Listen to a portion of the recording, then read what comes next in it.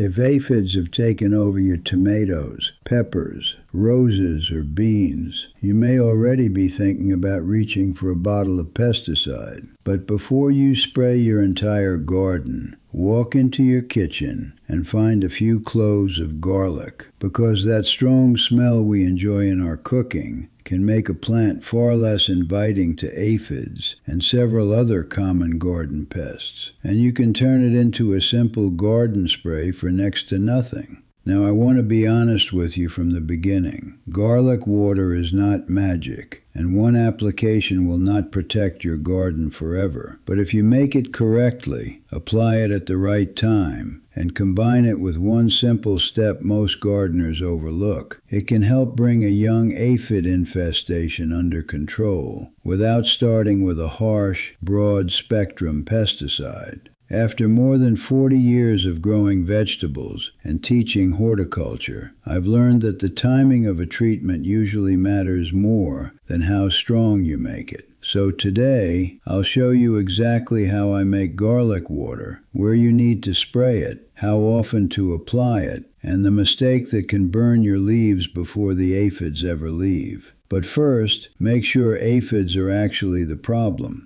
Aphids are tiny, soft-bodied insects that gather in clusters and feed by sucking sap from plants. Depending on the species, they may be green, black, gray, yellow, brown, pink, or nearly white. Some have wings, but many do not. You will usually find them on tender new growth, young stems, flower buds, and the undersides of leaves. Those are the softer parts of the plant where feeding is easiest. One of the first things you may notice is distorted growth. New leaves can curl inward, stems may look twisted, and flower buds can struggle to open. You may also find a clear, sticky substance on the leaves. That is called honeydew. Aphids release it as they feed, and it can eventually support the growth of a dark fungus called sooty mold. And if you see ants traveling up and down the plant, look closely for aphids. Ants are attracted to that sugary honeydew and may even protect aphids from predators. A few aphids on a healthy, established plant are not always an emergency. Lady beetles, lacewing larvae, hoverfly larvae, and tiny parasitic wasps may already be dealing with them for you. The trouble begins when the aphids multiply faster than their natural predators can control them. That is when I step in. Crushed garlic releases strong sulfur-containing compounds. Those compounds give garlic its sharp smell, and that odor can make a treated plant less attractive to certain insects. A direct spray may also disturb small, soft-bodied pests that are already feeding on the plant. But garlic water works best as a deterrent and as part of a larger control routine. It is not a permanent protective barrier, and it does not remain effective indefinitely after it dries or washes away. That matters because I have seen gardeners spray a plant once, find more aphids 4 days later, and declare that the method does not work. Aphids reproduce remarkably quickly. New insects can arrive, hidden individuals can survive under curled leaves, and young aphids may remain untouched. The goal is not to create an invisible force field around the garden. The goal is to interrupt the infestation before it becomes severe. To make the spray, you will need 4 large garlic cloves, 1 quart of water, a jar or covered container, a fine strainer or clean cloth, and a spray bottle.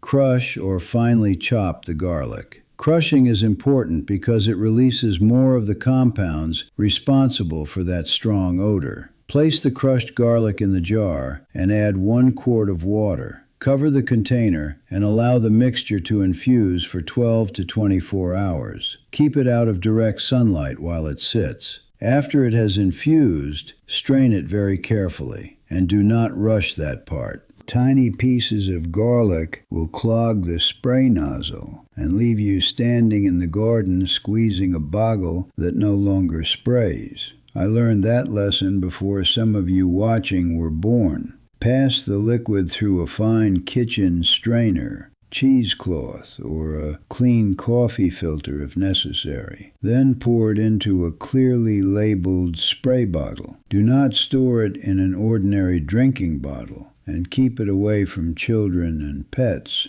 I prefer to make small batches and use them while they are fresh. If you have some left, keep it covered in the refrigerator for a few days. If it develops mold, bubbles, or a strange fermented odor, discard it into the compost and make a fresh batch. For a small infestation, plain garlic and water are where I would begin. Some homemade recipes add dishwashing liquid to help the spray coat insects. I do not recommend pouring an arbitrary amount of household detergent onto your plants. Dishwashing products vary considerably, and some can damage the waxy surface of leaves. If you need a stronger contact treatment, use a commercial insecticidal soap labeled for the plant and pest you are treating. Follow the label exactly, and before you apply any homemade mixture to an entire plant, test it on 2 or 3 leaves. Spray those leaves and wait at least 24 hours. If you see discoloration, spotting, curling, or burned-looking edges, dilute the mixture with more water or stop using it on that plant. Tender seedlings, drought-stressed plants, and plants with soft new leaves can be more sensitive than mature, healthy plants. Never assume that natural automatically means harmless. Garlic is natural, sunlight is natural, and heat is natural. All three can still damage a leaf under the wrong conditions. That brings me to the mistake that causes the most trouble: spraying in strong midday sun. Apply the mixture early in the morning or preferably in the evening when temperatures are cooler and pollinators are less active. Avoid spraying when the temperature is above about 85 degrees Fahrenheit or when the plant is wilted from drought.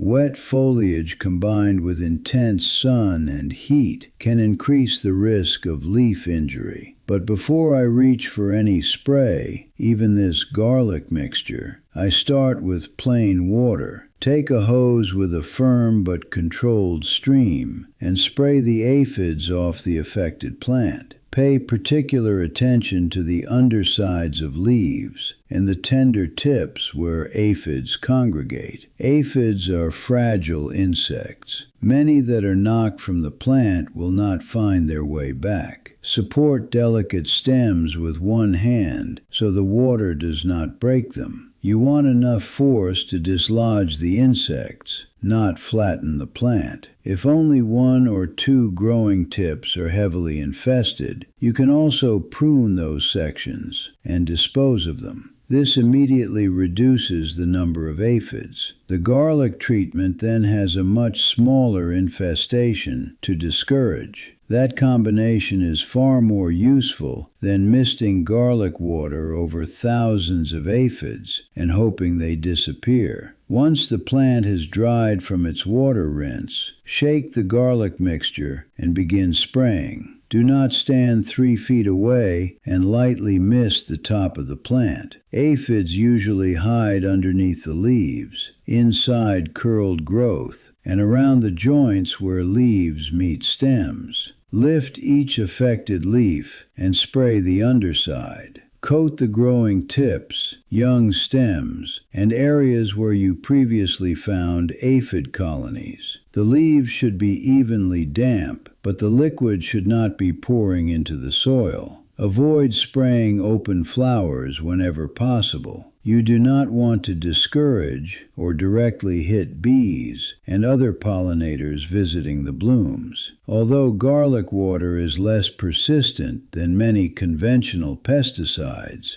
It can still contact insects that were never causing a problem. Apply it only where it is needed, instead of covering every plant in the garden. Check the plant again after 2 or 3 days. If aphids remain, rinse them off and repeat the treatment. You may need several applications, especially after rain or overhead watering.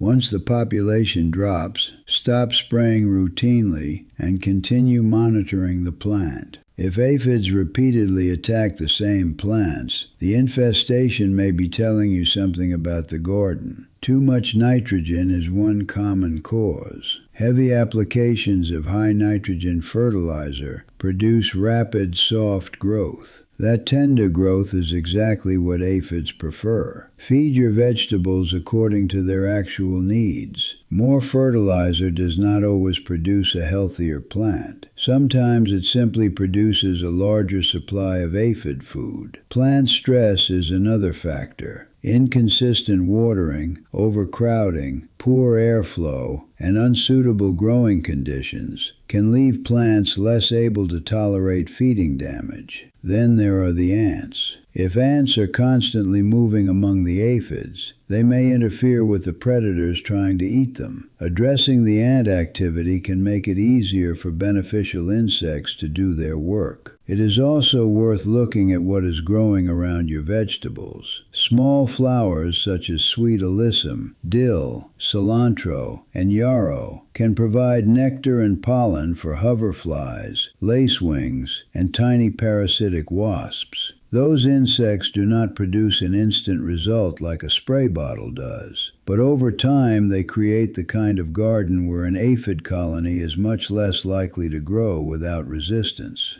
Garlic water will not fix every garden problem. It will not cure a viral disease that aphids have already transmitted, and it will not repair leaves that have already curled or become distorted. Judge the treatment by the condition of the new growth, not by whether the old damaged leaves suddenly become healthy again. And do not make the mixture stronger every time you see another insect. A concentrated homemade spray is more likely to injure the plant, and it may also affect the beneficial insects you want to keep. Start mild, test first, apply carefully, and repeat only when necessary. That is how you turn a cheap kitchen ingredient into a useful garden treatment. Not by expecting garlic to perform a miracle, but by using it at the right time and for the right job. If practical, no-nonsense gardening advice is your kind of thing, subscribe to The Productive Plot. I'm Hank Dawson, and I've got more than 40 years of garden lessons to share with you. Now tell me in the comments, what pest is giving you the most trouble in your garden right now? Until next time, pay attention to what your plants are telling you, protect the insects working on your side, and keep making your plot more productive.